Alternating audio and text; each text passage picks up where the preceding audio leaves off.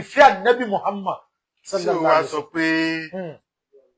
shakilu bihi mizanil khifu ميزان الخلف فائزا طه ويؤليني لا رتبة الكسوى طه ويعلني إلى رتبة القسوى خلص وخلص لا إله إلا الله وكلست للمحبين جملة بربي بالله من يركب القسوى.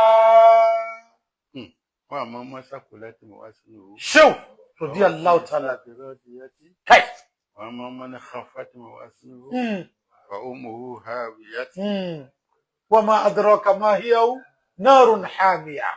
سوى ذوي إيميو مولانا شو إبراهيم يس شو ني إميو àtiwọ́ náà tó bá mọ̀ pọ̀rọ̀ ni mò ń sọ àtiwọ́ tó bá mọ̀ pọ̀rọ̀ lèmi Barhama ń sọ tó sì fọ́lò mi tó o sì gbà fún mi tó fọ́lò mi tó fọ́ fún mi tó fọ́ fún mi ọdí aláàánú tó fọ́ fún mi tó gbà fún mi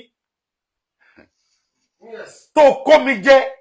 oníṣàkílù ó ní èmi ṣé o ní èmi tá a bá gbé iṣẹ́ mi sórí tó bá gbé iṣẹ́ mi sórí òṣùwọ̀n oníṣàbí ànábì pé oníṣẹ́ onúbọ̀ bí iṣẹ́ yẹn bá tiẹ̀ fúyẹ́ ó ní bí iṣẹ́ yẹn bá tiẹ̀ fúyẹ́ sábàbí ànábì sábàbí ànábì oní yóò dúró ó máa wúwo ni. La ilaha illallah. ميزان الكف فائزا طه ويعلني إلى رتبة Batul Quswa. ṣèkìlú bí mísánì kẹfù àìsà ìtọ̀ àwáyé ó lé ní إلى رتبة Batul Quswa. ní àwọn yóò wá sọ pé bó ni iṣẹ́ rẹ̀ yóò Àwọn èèyàn wà ní iṣẹ́ tó gbé bọ̀ iṣẹ́ ìfúyẹ́ iṣẹ́ yóò débi kankan.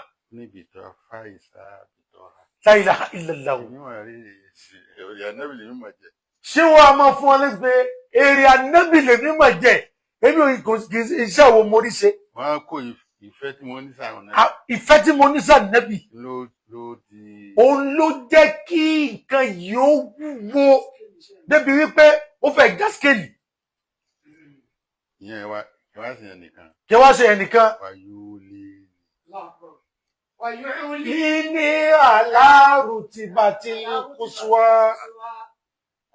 sábàbí ànábì yìí náà Sábàbí ànábì yẹn. ó ní mo fi dókè tíhun Òun ni mo fi dókè réréréréré òkè tíhun lọ́hùn sábàbí ànábì Muhammad ni. ṣé wò dá dúró Ṣé ò tún wá dúró bẹ́ẹ̀ máa gbọ́ ṣé ò bright. لست Ooo لست bias. ó ní àlá nígbà tí mo gbára mi lẹ̀ tán Ṣé o ní ńgbà tẹ́mi Barhama tí mo gbára mi lẹ̀ tán. khalasul muhibbina Khalastul muhibbina jumlatan. gbogbo ọ̀gá tó fẹ́ràn Gbogbo ẹni tí wọ́n bá pariwo báyìí létí ẹ̀ tí ó sọ pé yes ṣé o ní gbogbo yín náà mo là yín. ló gbà wọ́n lẹ̀ Mo gbà wọ́n lẹ̀. èmi mo rí àmì gbàlẹ̀ Àkọ́kọ́ ni pé èmi ríra mi gbàálẹ̀. mo ríra mi mo yanjú ara mi Wọ́n kọ́ yanjú ara mi ná. pé rádaràda Ráráda lọ́dọ̀ ìbára mi lọ́dọ̀ èmi Barhama kòrónà láyé níbo ló ti fẹ́ gbà ọ̀nà bo ló fẹ́ gbà. Ká sọ pé wọ́n ń ṣe kátàkátàkà lọ́dọ̀ èmi Barhama láyé wa khalasul muhibbina kí wọ́n ṣe mí nìkan. èmi wá ṣe àti gòkè odò káwárà tó já o Ó ṣe o.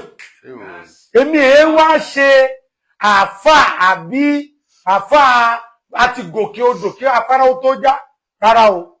wa khalasul muhibbina Wa khalastul muhibbina jumlatan. gbogbo àwọn tí wọ́n lọ́rọ̀ ànábì ka wọn gbogbo àwọn tí wọ́n lọ́rọ̀ sí ìbẹ́mọ̀ ka wọn mo yanjú ọ̀rọ̀ wọn Gbogbo àwọn tí wọ́n sọ pọ́rọ̀ ànábì kan àwọn gbogbo àwọn tó sọ pé ọ̀rọ̀ ṣùbrẹ́mù kan àwọn gbogbo àwọn tá ni mo yọjú ọ̀rọ̀ wọn wájú Ọlọ́run.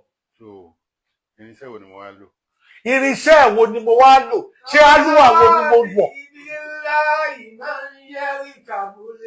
kálúwà wo ni mo wọ̀ tí mo fi rí àwọn iṣẹ́ ìyanjú iṣẹ́ wo ni mo fà irú wo ni mo kí. hubbu rasulullah. ìfẹ́ ànábì Muhammad ni sallallahu alaihi wasallam. Mo fi yanjú ara mi. ìfẹ́ ànábì yẹn ni mo fi yanjú ara mi. Mo fi yanjú. òun ni mo sì fi yanjú àlámọ̀rí gbogbo àwọn olólùfẹ́ mi tán Mo yányán. máa ń sọ gbogbo àpé àwọn ẹlòmíràn tí wọ́n pè àná wọn àmọ́ pé sí ọkọ̀ tira. bàbá wa máa ń sọ fún wa ní gbogbo ọ̀pọ̀lọpọ̀ àwọn èèyàn mi ò mọ̀ pé Shehu Ibrahim kọ tírà. Ní bá sì máa gbọ́kọ̀ tira. tó bá sì mọ̀ pé kọ tírà Wọ́n mọ̀ pé tira yẹn wúlò báyìí. wọn ò tiẹ̀ wá mọ̀ pé tírà yẹn wúlò báyìí. ọ̀pọ̀lọpọ̀ míì wọn ò mọ̀ pé Shehu Ibrahim ṣe tírà. Kálẹ̀ wàá gbọ́ kárí gbogbo àwọn eléyìí. ká máa ríru gbogbo àwọn eléyìí Káwọn wàá lè ká wá dákẹ́ ká má wàá sọ̀rọ̀. ètò tá à ń bá bọ̀ nù.